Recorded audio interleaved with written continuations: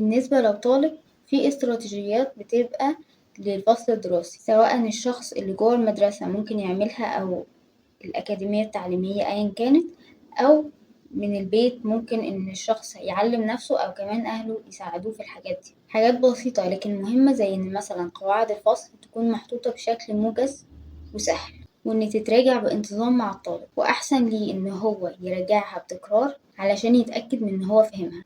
ولازم القواعد دي تبقى منشورة بشكل بارز، وأهمها الفصل، لأنه يمكن بيبقى أكتر وقت بيقعد فيه الطالب. لو في طالب معين هو اللي عنده ADHD، ممكن تطلب منه يبقى قريب من المدرس بتاعه، لأنه هيكون أكتر عرضة إن هو ينسى أو حاجة تانية تشتت انتباهه.